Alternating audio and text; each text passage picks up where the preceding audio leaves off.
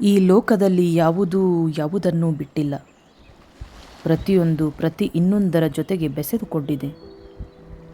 ಒಂದು ಇನ್ನೊಂದರಲ್ಲಿ ಅಂತರ್ಗತ ರೂಪ ಹೊಂದಿದೆ.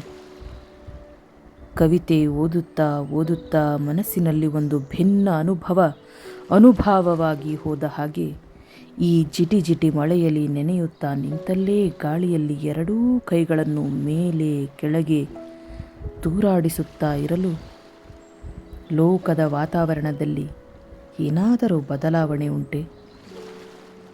ಈ ಭಾವ ಕಾಡುವಾಗಲೇ ಎದೆಝಲ್ಲೆಂದು ದಿಗಿಲುಗೊಳ್ಳುತ್ತೇನೆ. ಈ ಕಣ್ಣುಗಳಿಗೆ ಸದಾ ನೀರಡಿಕೆ ಸಂಕಲನದ ಕವಿತೆ ಹಾರಿ ಹೋದ ಹಂಸ ಇಂತಹ ಒಂದು ತಲ್ಲಣದಿಂದಲೇ ಹುಟ್ಟಿದ್ದು ಎಂದು ಮತ್ತೆ ಮತ್ತೆ ಓದಿದೆ. ಈ ಭುವಿಯ ಒಂದು ಮೂಲೆಯಲ್ಲಿ ನಾನು, ಇನ್ನೊಂದು ಮೂಲೆಯಲ್ಲಿ ನೀನಿದ್ದರೂ ನಾವು ಎಷ್ಟೊಂದು ಹತ್ತಿರ ಎನಿಸುತ್ತದೆ. ಇಲ್ಲಿ ಯಾವುದೂ ಬಿಡಿಯಾಗಿಲ್ಲ. ಇಂತಹ ತಂದ್ರಿಯಲ್ಲಿ ಕವಿತೆ ಹೇಗೆಲ್ಲ ಕೈ ಹಿಡಿದು ನಡೆಸುತ್ತದೆ ಎಂದು ಪುಳಕಿತನಾಗಿದ್ದೇನೆ.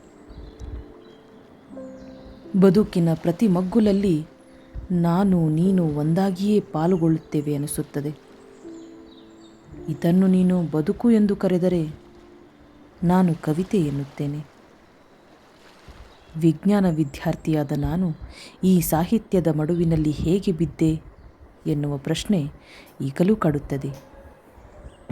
ಈ ಹಂಸ ಎಲ್ಲೇ ಹಾರಿ ಹೋದರೂ ಅದು ನನ್ನೊಟ್ಟಿಗೆ, ನಾನು ಅದರೊಟ್ಟಿಗೆ ಒಂದಾಗುವ ನಿಟ್ಟಿನಲ್ಲೇ ಅನಿಸುತ್ತದೆ.